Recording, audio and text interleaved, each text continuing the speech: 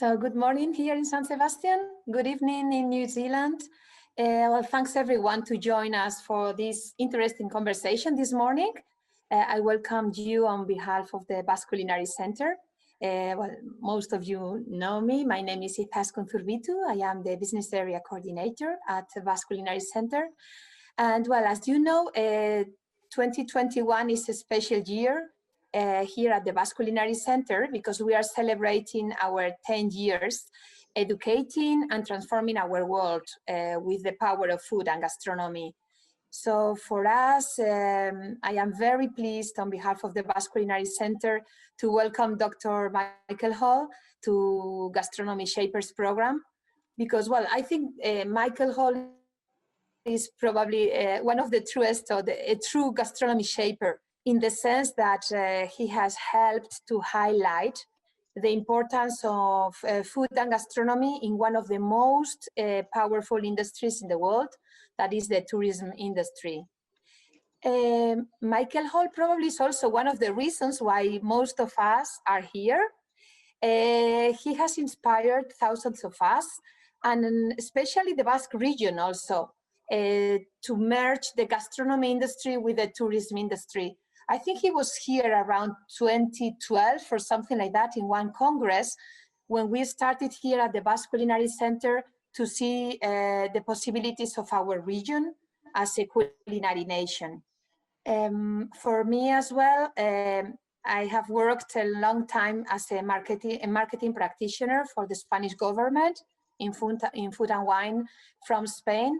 And some of his books have inspired me also to understand the power of food, not only as an export driver to export our goods outside, but also to understand the power of food and gastronomy as part of tourism and as part of as an economic motor of our own industry.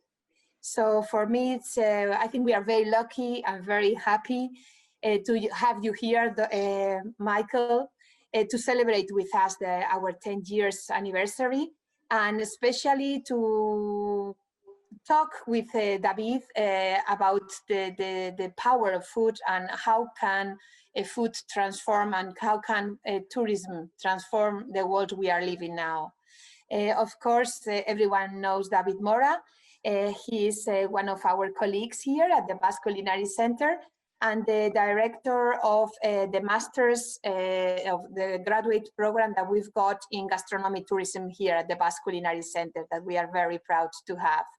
It's one of the first ones in the world, and we are very happy to have you both here. So David, whenever you want, if you want to start your conversation with Michael. Michael, thank you very much for being here in a very stormy day, I think, in New Zealand. Thank you very much, both of you. Thank you very much. I think we are all extremely happy and really honored to have Mr. Michael Hall here with us today. I can see that all of our students are already in the Zoom session to enjoy this lecture by Mr. Hall. I think there's no need for further presentations. We are really happy to have you today, and thank you once again.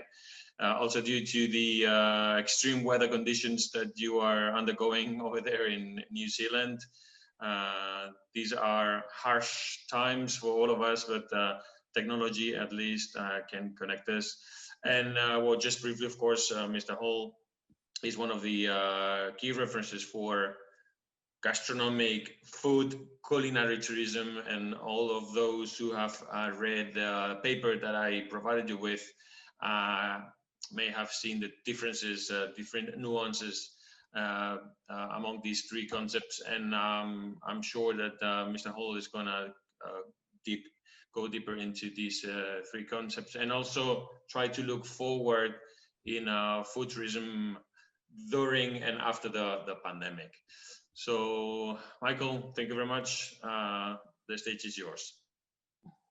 Thank you very much for the very kind words.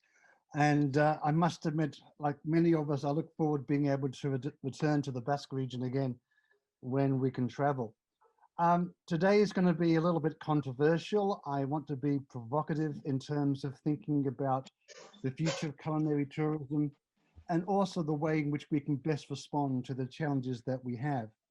By way of background, although I'm probably more well known for my academic writing, I would actually say I never ever meant to become an academic. And a lot of my time was actually spent with food.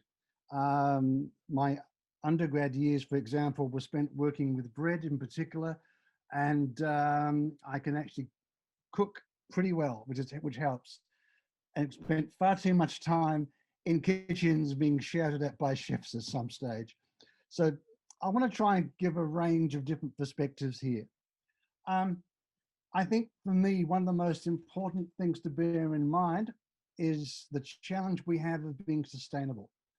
And this is where I want to start from and where I will finish. For me, the big question I've always asked of tourism is not seeing tourism as something for its own sake, but what do we use tourism to achieve? What is it we actually want from tourism and why we're using it? And for me, that's a really critical starting point in my own journey in tourism and with a lot of the background in terms of what I try and write. I think sustainability is really interesting. Whether it's in tourism, whether it's in food, or whether it's the food-tourism relationship. The concept of sustainability in the modern sense has been around for 40 years, and we've had a huge growth in the number of publications on sustainable tourism. The term is adopted by many governments, many businesses, many agencies. It's part of the everyday language that we use in business. And at the moment, we're seeing how tourism, even with COVID-19, is being regarded as critical for the attainment of the UN Sustainable Development Goals, the SDGs.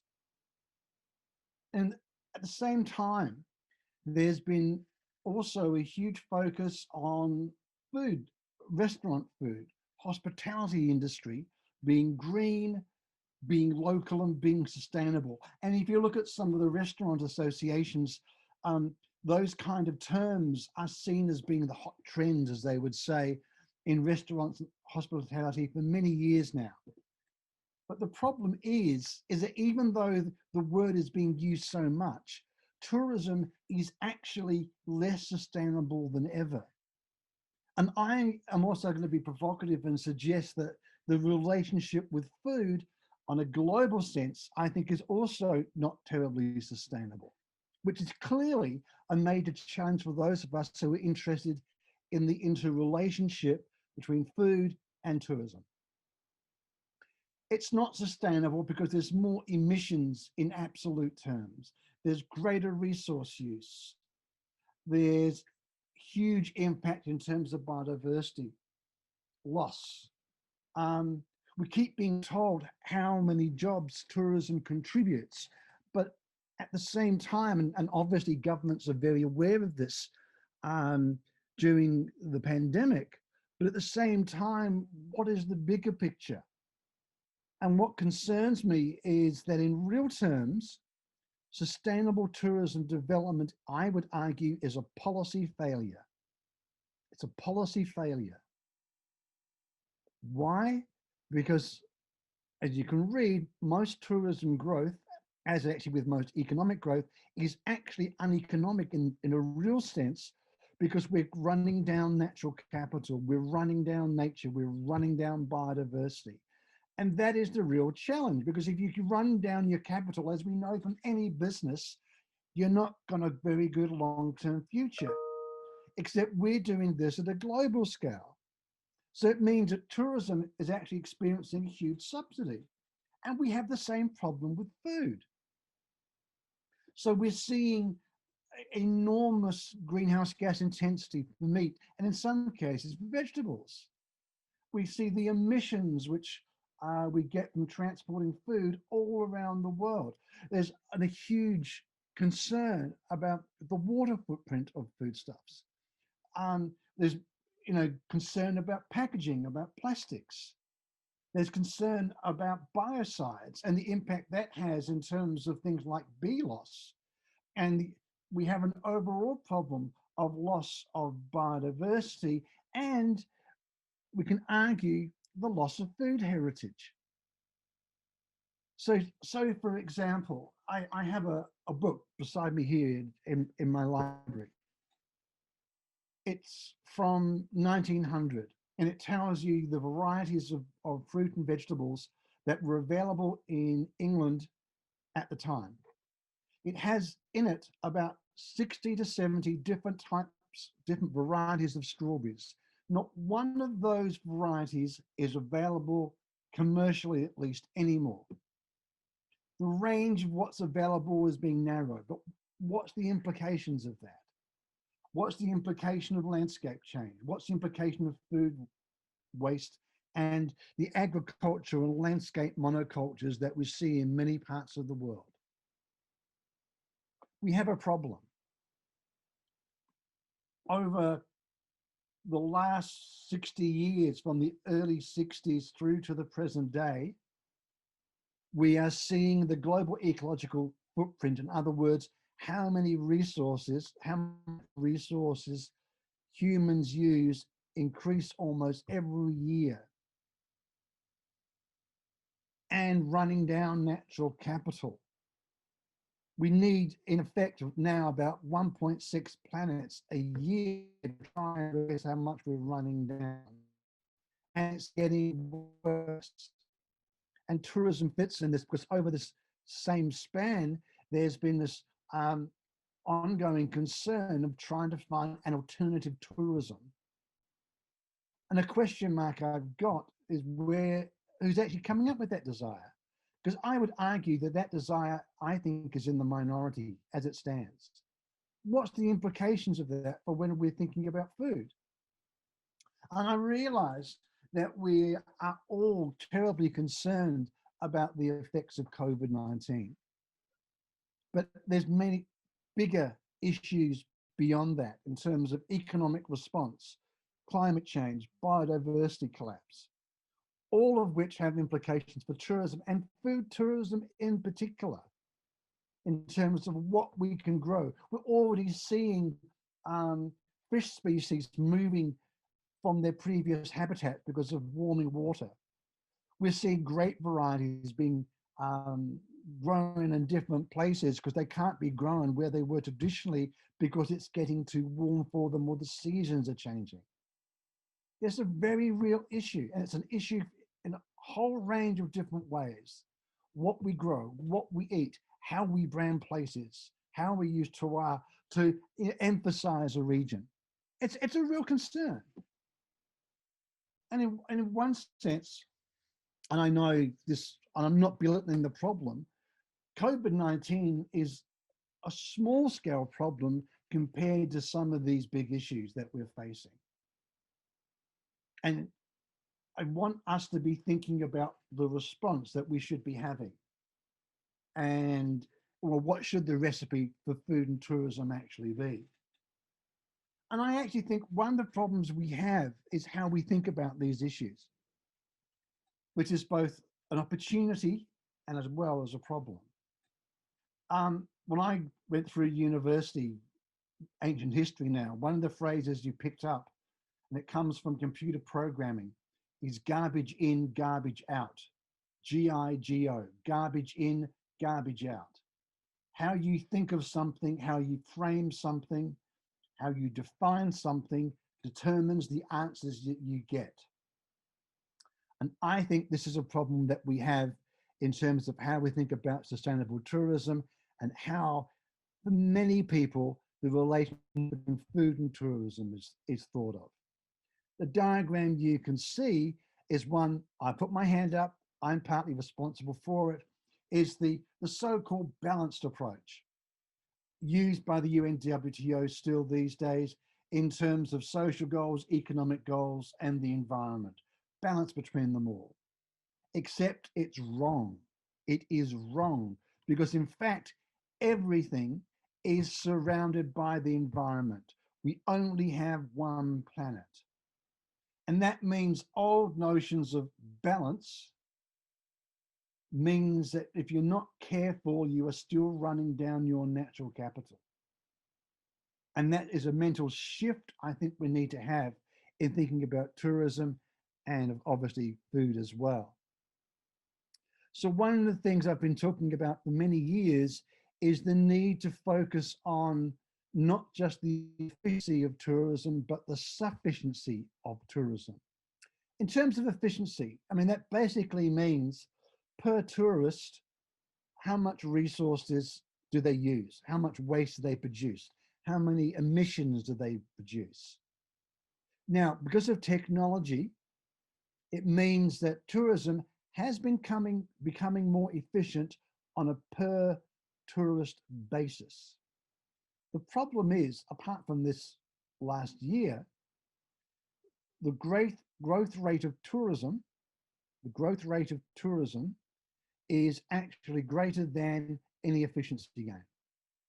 So it means that in absolute terms, we're still running down. And I'd say something else about COVID-19 is that if we assume that the vaccinations will occur this year, you will then start seeing rebound of tourism. I think the UNWTO, amongst other organizations, have suggested that you'll be back to pre-pandemic levels in about 3 years, possibly. Okay. Bear in mind that before the pandemic, international tourism was growing at a rate higher than what was forecast in terms of UNWTO. It was actually higher than what was expected. And that means that even with COVID-19, we will still be pretty close to the UNWTO forecast for 2030, even with COVID-19.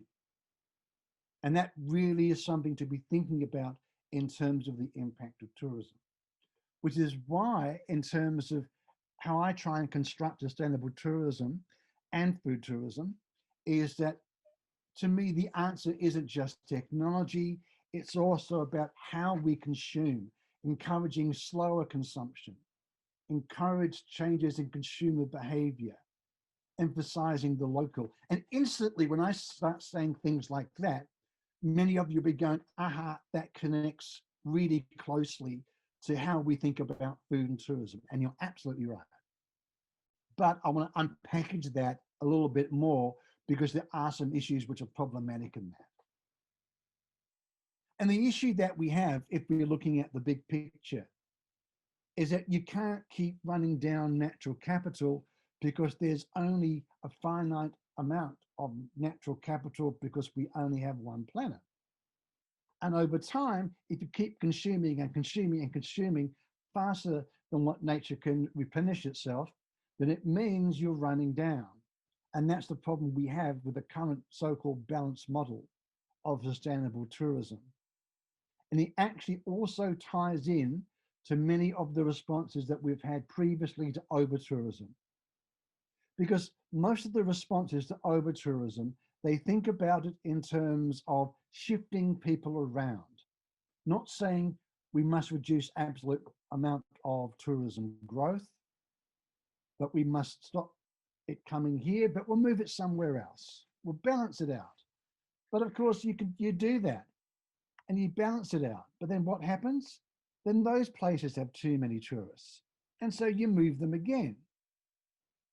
And you keep moving your consumption around, which is all sounds rational and good and spreading the benefits of tourism, except you have a problem. You still only have one blue orb in the space. You still only have one planet, which therefore means you can't keep doing that. And that's when you have the problem we have in terms of the amount of natural capital that humans are using, and there not being enough for nature. And anyone who is a food lover, particularly those of you who like foraging, know that is a problem. Because it means many of those places that we would go are disappearing or they're changing. It is an issue. It's not an abstract issue. It's one that we face in our lifetimes. And clearly becomes something which is very important but thinking about destinations and those locations, because it is a location which promotes itself in tourism terms, which promotes food and tourism. What direction are we going to grow? Do we just focus on economic growth, which is what some destinations seem to be suggesting they'll do once COVID-19 goes in abeyance? Do you just focus on efficiency, which you may describe optimistically as BAU, business as usual, or sometimes I describe it as Brooklyn as usual? But I don't think that works anymore. I think we need to transform the direction we're going and focus much more on sufficiency and sustainable consumption and what's sometimes described as degrowth. Now, I must emphasize that degrowth does not mean no tourism. But what it usually means is, yes, you travel, you can have as many trips, you can have lots of trips, but you can't necessarily go as far as what you've gone before or as fast as what you've gone before, because that is what has the emissions and the impact. And it means rethinking the tourism system, not to say don't travel. I'm not advocating that at all, but thinking what is the most effective way of making tourism work for a destination in a truly sustainable fashion. And that becomes important in how we bring food and culinary tourism into this. We need to improve the recipe and improve what we end up producing. And this is where I sometimes have a concern, because I often think that many of people who advocate culinary tourism and food tourism, they tend to focus on what I think is quite a narrow way of thinking about it, in that you're looking at a commodity and branding and the commercial product. Now, there's nothing wrong with that, but what are the consequences? And I think one of the other problems excuse me, I sometimes have is a focus on a really small number of consumers, the high-end people, high-end market who will go to a destination because of the specific restaurant. But that's the minority of tourists by a long way. So therefore, I'm going to try and think of what does it mean in the bigger picture? Because we also know that at the same time as we're looking to advocate that food and tourism relationship, which I'm very keen advocating for, we also know that there's issues in terms of industrial food globalization. We've got issues of obesity. We've got issues of food insecurity. And obviously we've got these environmental issues. How do we respond to those? Do we have a duty in the food business to respond? I think we do. I think we do. And we all have our food heroes. I mean, like Alice Waters is one of mine. I mean, in terms of trying to lay out a more sustainable future, still enjoying good food, still attracting people, but doing it more sustainably. And if we're thinking of the market, and to me, this is quite an important issue. When I'm thinking of the food and tourism relationship, I know what, I'm not ignoring that really high-end gourmet tourism, but I want to see how do we maximize the food and tourism relationship for all the tourists to come to a location? How do we do that? How do we really maximize value for a destination? Because that's what's going to bring the most benefit to people who live there and the growers there and to identity. And to me, that's just critical. How do we do that? Because that is, to me, is really leveraging the maximum value of the food and tourism relationship. And it means we need to expand the menu. And we need to go, therefore, beyond some of those hallmark restaurants to think about the supply chain. Where does our supply come from? Is it local? A really critical question. Is it local? We know that the kitchen's important. Who makes the meal is important. Who serves the meal is important. But we need to think of what's on the plate in terms of the whole chain. Where has that food come from? And we need to understand what goes into that tourism meal. What is the water, energy, carbon cost? How much waste is there? How is that managed? That is just as important a question for looking at the real benefits and costs of food tourism and culinary tourism as just looking at what is being spent in the restaurant. And in some cases, it may even change the equation. Because the reality is, although many of us will focus on some of the high-end restaurants and high-end tourists, most tourism is large scale and mass, and it feeds into industrialized food networks. And that the issue you have, if that stays as it is, you can have more meat and dairy consumption, which means more water consumption, more pollution, more emissions, more loss of food diversity because of the way that it's grown, and more obesity. And that's what we're going to have unless we challenge mass tourism, mass food manufacturing. And that really is the core problem. How do we do that? What's the new landscape for us? What are the new geographies of local food? I mean, I guess in some ways, maybe they're not super new anymore, but I often call them that still. Over the last 10, 15 years, so what have we seen attention to? We've seen more attention to the picture in terms of the landscape and the foodscape of a location, whether it be rural or urban. And I think one of the things we're often missing in a lot of food and tourism research is looking at urban food growing and how that can connect in. And there I'd be looking actually at cities like Vancouver in particular and some of the great initiatives which have occurred there. Obviously, we're also in sense of place and the relationship to identity and to brand. And I mean, as someone who, in theory, I'm a professor of marketing, I mean, branding is important, but just as important is who owns that brand. Because you want it to be positive in terms of how local people who experience a tourist, do they own that brand? I think that's critical because that then reinforces sense of place and it then reinforces authenticity for both the local growers and local communities, local restaurants, as well as for the visitor. And that therefore means thinking about the type of relationships, and there's a whole range of them that exist between food and people and visitors in a whole bunch of different locations. And not all of it is always good, some of those relationships. You have food deserts in some cities in terms of what you can access. You have issues of food security. We've also got issues in terms of importation. Where does the food come from? What are the food miles? What are the wine miles?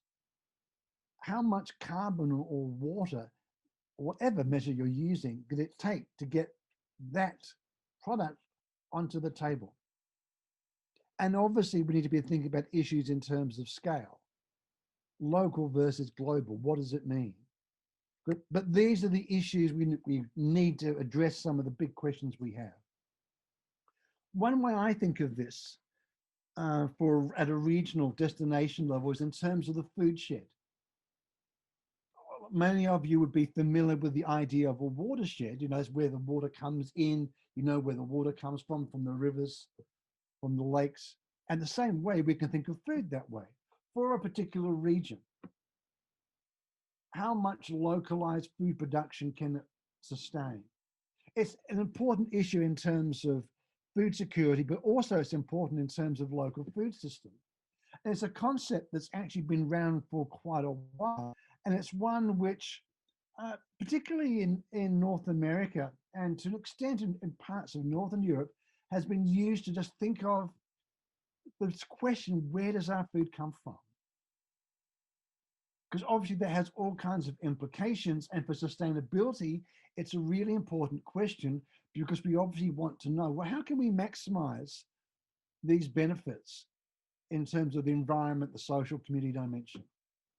And it means thinking about the food shed, what consumption occurs, what production occurs, what resources do we have, how accessible are they, what different food ways do we have, and how do we consume food, those kinds of things. How is it regulated?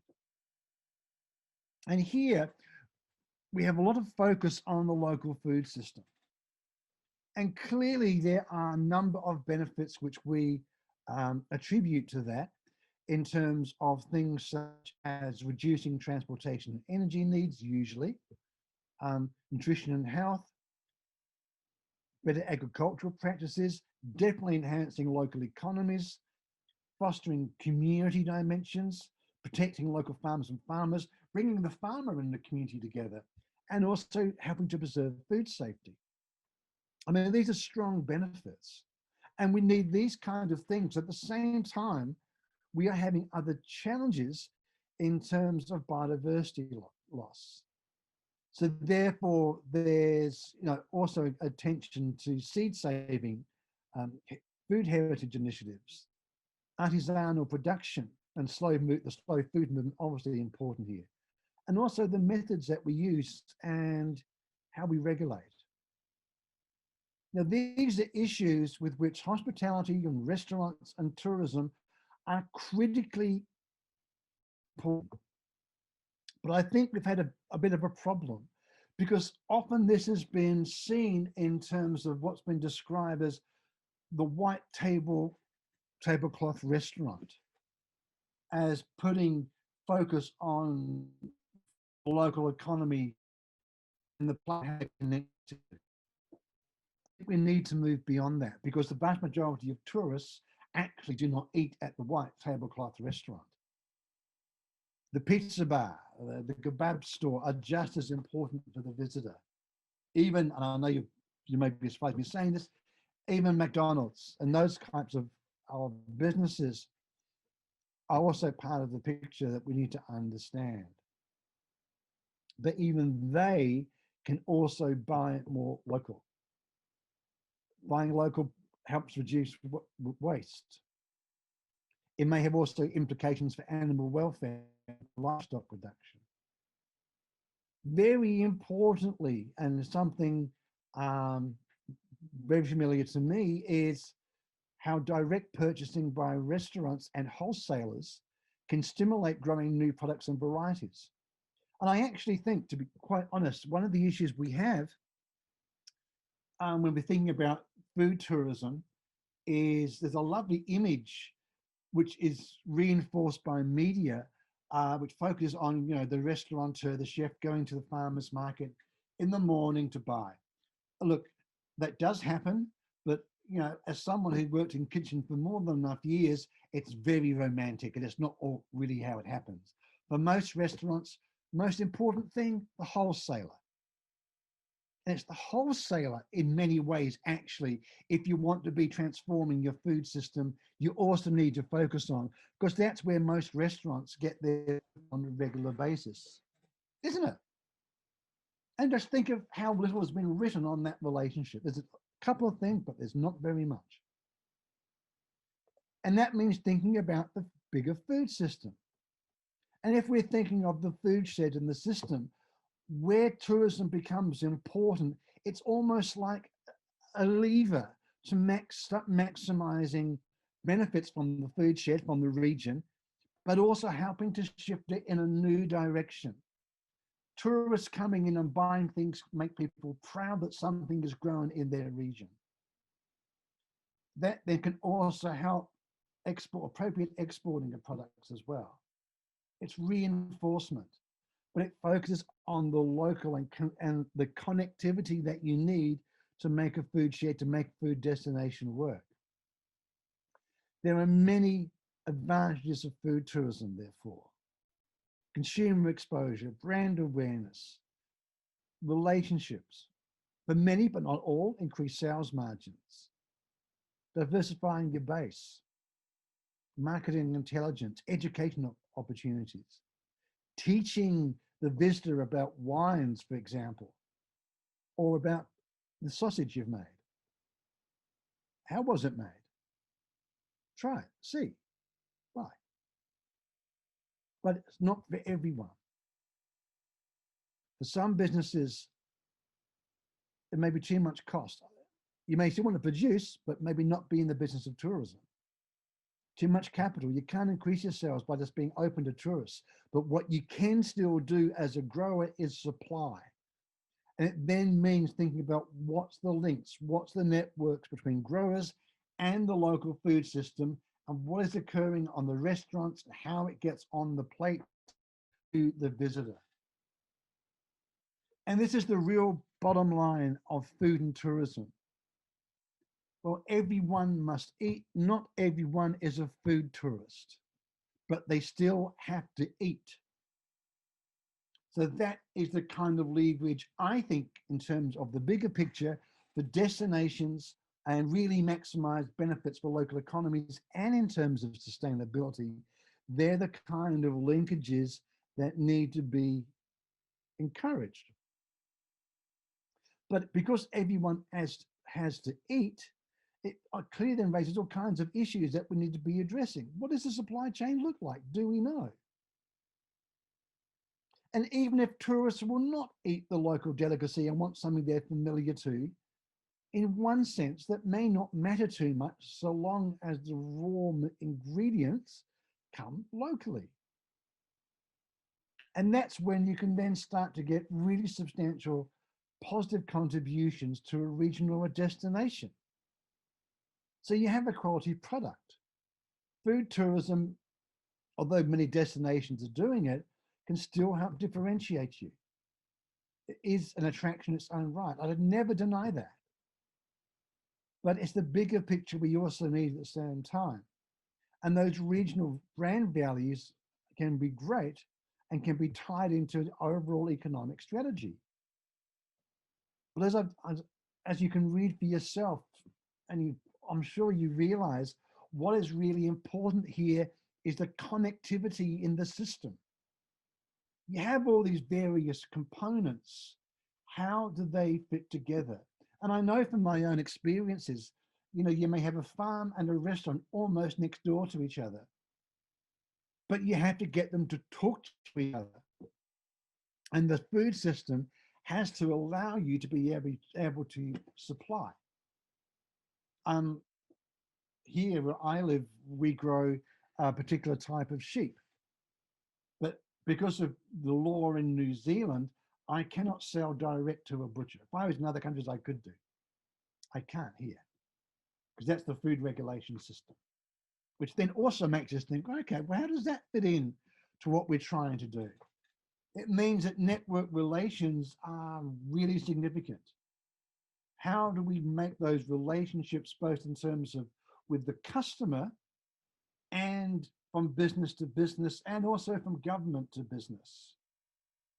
And that really requires meetings, sitting down, having a drink together. It requires time as well, which can be a little bit difficult, especially for politicians who get elected every so many years.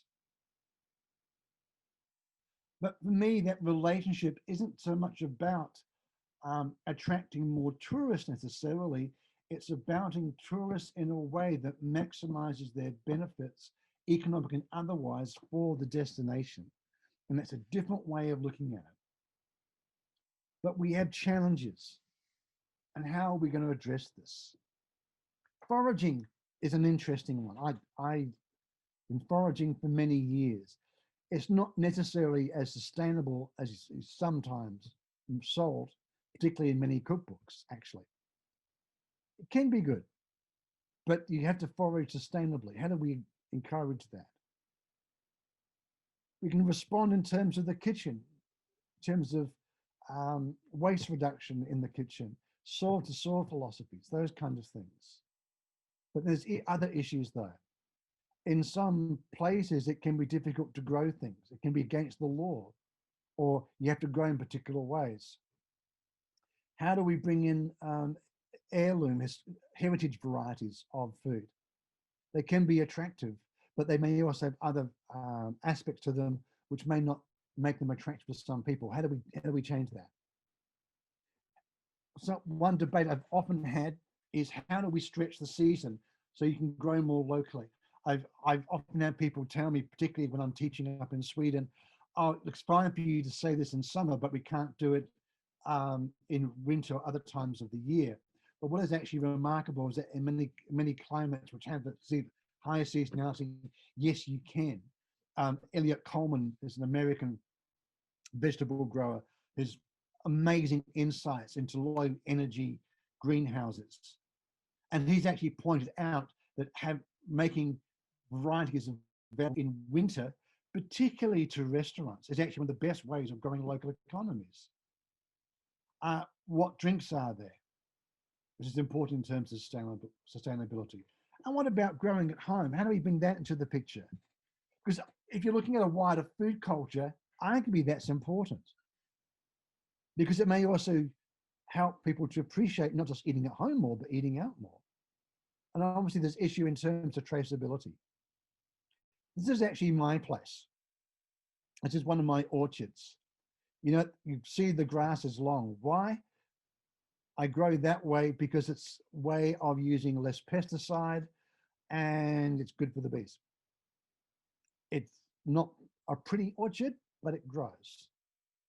But it means thinking about, therefore, how do we grow things? How do we grow organically, or how do we reduce pesticides as much as possible? But one of the issues we must point out is that even though the local is really important, it is not automatically important. Why? Because it depends on the criteria. And you know, if I'm challenging my students to sustainability in food question, the way I look at this is, are you better off buying beans which are growing organically in Kenya but have been flown to you, or are you better off buying beans grown locally but use lots of energy and lots of pesticides? There's no easy answer, but it gets you thinking about the balance you need in terms of trying to manage that problem. So we need to think about the criteria that we have in terms of how do we assess sustainability? And that's something which should bring us back very much to how we think about the local, how we think about growing vegetables. This is one of my vegetable papers. And it raises other questions as well. You may see one of the chickens there, and this is where we have our chicks. And we have a sign there. One way it says freezer, the other way it says freedom. And I put it there as a kind of a joke, but also to raise questions about, okay, what does sustainability mean in terms of what you eat, reducing meat? And we eat what we grow. But what's the bigger issue there in terms of animal welfare? And then thinking about what do we want in terms of sustainability? But what it also means is how do we tie this back into the destination, into the location, into the community? Particularly when much of the time when we're thinking about food and tourism, we are really wanting to be assisting our rural areas. How does tourism work? So very quickly, I'll finish on discussing that. Peripheral areas, almost by definition, are difficult. But we need to think of what we actually want in terms of economic terms. Ideally, it means getting people to stop, stay longer, and spend more. But that also means being realistic about what people do. And so therefore, as well, when I talk to the small communities, I say, most important things in your business, in your restaurant, in your cafe, good coffee, good toilet. And that's for stopping, getting people to stop as a tourist, or as even a domestic, very important. It isn't super sexy and exciting, but that's the reality of often having a restaurant in a rural area when you've got tourists coming through. How do you get them to stop? And in the short term, therefore, we want to retain the spend as much as possible. Even getting people to stay an extra hour in a small community can be that little bit more expenditure, that little bit more money that keeps jobs in an area. In the medium term, it's about developing networks and relationships. And that's where Particular individuals and firms and agencies become especially important, but those networks and relationships take time to develop. In the longer term, it's about developing capital, but here it's not just natural capital, it's about intellectual capital, the know-how. You know, you guys doing this course. Think about the knowledge base, and ultimately it's how smart we are in terms of what we grow and how we connect and how good we are in communicating that to various ages and to various people. And I think that also means just beyond a very narrow way of looking at tourism. Tourism must be a means to an end, not an end in itself, if you really want communities to benefit. And it therefore means we have to avoid what you might call the local trap. Local can be very, very good, but do not just assume that because it's local, it is going to be ecologically sustainable and socially just. Question it. Create structures that encourage it and use metrics to know what you've done to achieve it. And what's also important to bear in mind here, that just be going vegetarian or vegan and having a dish on a menu does not make you sustainable. It gets back to that bigger picture about where do things come from? What was the price paid to the farmer? The livable wage for the person working in the farm and the person working in the restaurant. It therefore means that we need to think of culinary tourism in a bigger picture and place it into context.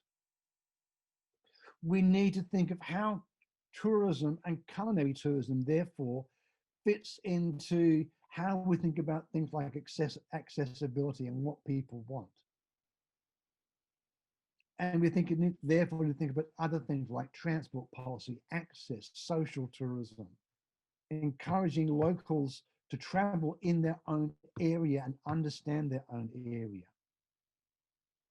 I think if we can do that, then we may then be able to respond much better to the challenges of the Sustainable Development Goals that tourism, is supposedly there to support. But we just can't do it as we've been doing it in the past. You just cannot carry on increasing food production in terms of the type of food production that we've had without damaging the environment. We need to be encouraging appropriate ways of consuming as well. And that is where the kitchen and the chef and the restaurants become so important in terms of, making, I'll put it bluntly, making sustainable food sexy. And often, the best sustainable food is when your customer doesn't even realize they're being sustainable. It's like having children. Don't tell them it's healthy. And if you tell them it's healthy, they won't eat it. Sometimes I wonder if it's the same when it comes to sustainable and green food. But that's the kind of thing we need to be thinking of.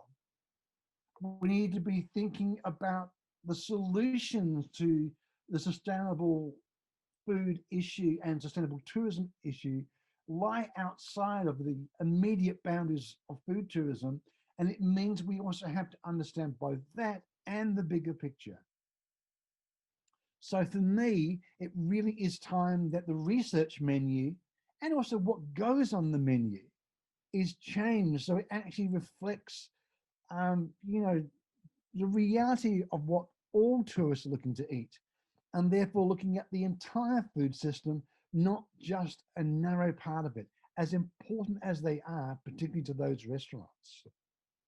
And therefore that means bringing in issues of waste, and reducing waste is good restaurant economics anyway. Good for the planet, good for the business. And thinking about how do we fit in with food justice and food security. And many restaurants and many people in the business are doing that very well. But I think it's also important on students of food tourism to be engaging with that too, so that we can understand that bread is getting on everyone's table. And I think if we do that, then hopefully our future will become much more certain and much more sustainable. Thank you very much. Fantastic, Michael. That was really amazing. You warned us that you were going to shake our minds, and you did it. And it's truly encouraging for us, for professionals in food tourism, to see the change, the challenges that we have to face in the close future. And we can take this situation that we are undergoing right now, the pandemic situation, rather as an opportunity to start to tackle these challenges. So fantastic presentation. Thank you very much. And now I would like to encourage our students to make some questions. I'm sure there will be plenty of them for Michael. Please take into consideration that it's almost 11 p.m. over there in New Zealand. So we have time for a few questions. We have like 10 minutes time more or less for a few questions. Okay, Andrea, she's one of our students at the MA in food tourism.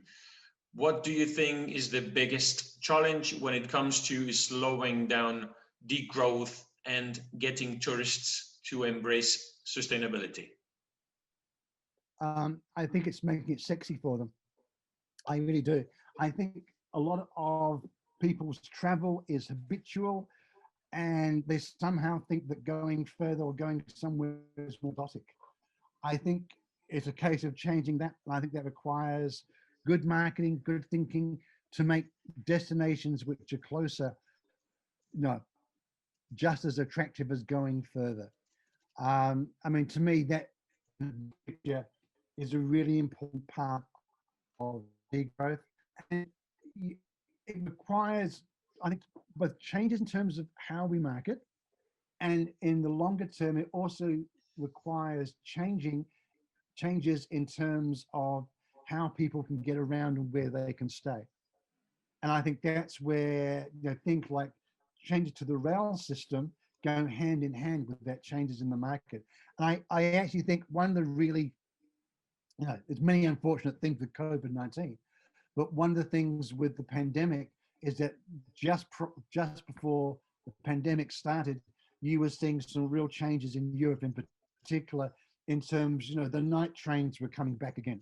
They were becoming attractive and fashionable, and you were starting to see some real shifts in terms of travel behavior.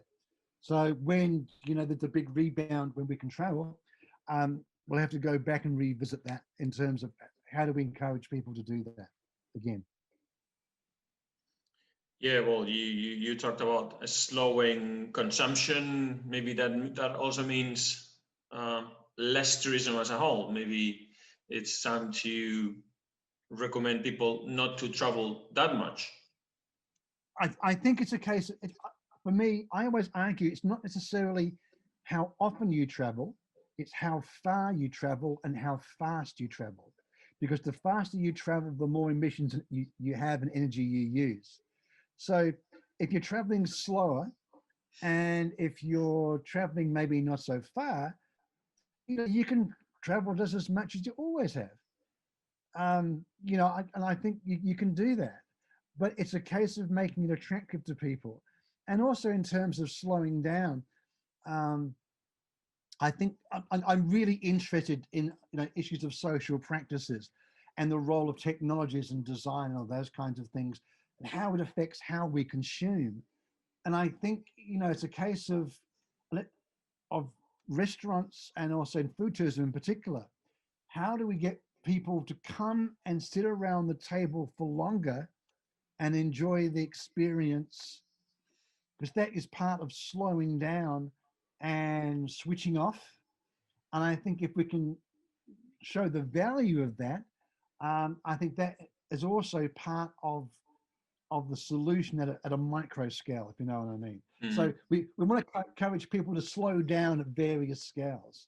Yeah, and stay longer at the destination. Another challenge. And stay longer, yeah, absolutely.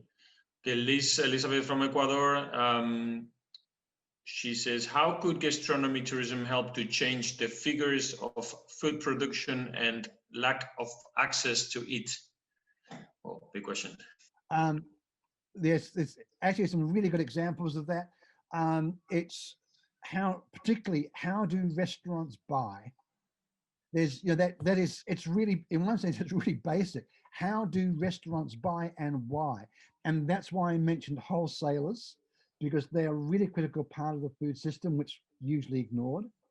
So it's the connectivity with direct connectivity with the growers and indirect connectivity in terms of getting product in and making it attractive.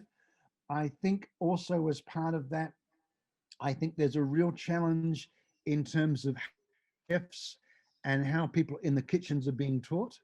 I don't think they're being taught enough about waste and sustainability and different food ways from around the world. I really don't.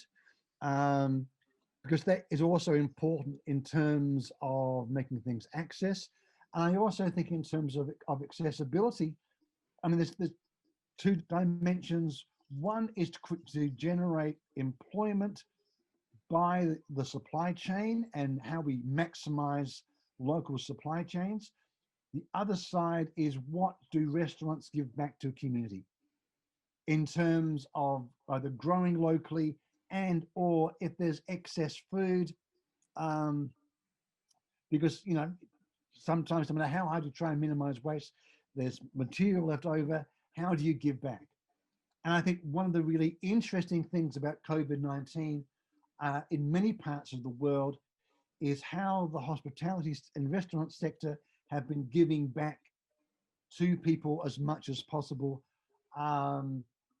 in terms of what they produce and how they produce, and making material available to the poor, for example. Mm-hmm. Great. Belen is doing this question. Do you think that statements like the one by Alex Atala, where he says, we can live without football, but not without farmers. Do you think this statement will remain in mind and will strike with the necessary force to maintain the hope of an improvement in sustainability in the expected post-pandemic era? No. And the reason being is that there's been some footballers who have been at the forefront actually of food revolution. If we go to the UK, Marcus Rashford, who plays for Manchester United, for example, he went out, he comes from a poor background, and he went out and complained publicly and said, why isn't the government maintaining school foods for poor schools during the pandemic? So you're right, farmers are really important, but some of the footballers are also important as well, because they also can use their celebrity in a really, really positive way to change how we think about the food system and how we think about the world. I don't think it's an either or. Mm-hmm. I don't think it's an either or. And I think to me, that's really an important point. We are all in this planet together, for better or for worse. And, we need to bring it together, and both farmers and footballers are important as part of that. Yeah, actually, currently in Spain, there is one TV star that is backing intermittent fasting. And since he posted an Instagram post supporting intermittent fasting, now there is a revolution and more people approaching intermittent fasting as a way of improving their health. So I'm not saying intermittent fasting is good or bad, but we need these characters to put these topics in front of the audience. And footballers, of course, are great characters for doing that. Okay, I would agree. I was going to say I would agree. I'm another big fan of intermittent fasting, and what I find interesting, and I really want to do some work on this, is that if you're on an intermittent fasting diet, on those days where you're fasting or semi-fasting, you tend to eat vegetables, which often tend to be locally grown. Mm-hmm. That would be one of the observations I would make. And again, it goes back to the point. I think you're right. Celebrities that way very important. But then thinking, how does it flow through the food system? Because often you get all these weird and wonderful effects coming from it. Okay, looking forward to reading your position on that. Okay, last question coming from Alba. Do you think that greater transparency in the tourism business food supply chain would be an effective measure? For example, if hotels and restaurants had to report on their suppliers the carbon footprint of their ingredients or food waste, how could we encourage them to do so? Yes, yeah, I quite agree. I actually think to a great extent, regulation's very useful here from government. But it's a case of everyone needs to do it, and it isn't as difficult as what it seems. There's been a very good scheme in terms of Scotland, in terms of food waste in the food sector and restaurants. Been fantastic actually, and it hasn't been a great cost because many of these places have actually had less food waste and been making more money. So I think that kind of information is really significant. In terms of, we have people who are interested in sustainability, but they want some reassurance.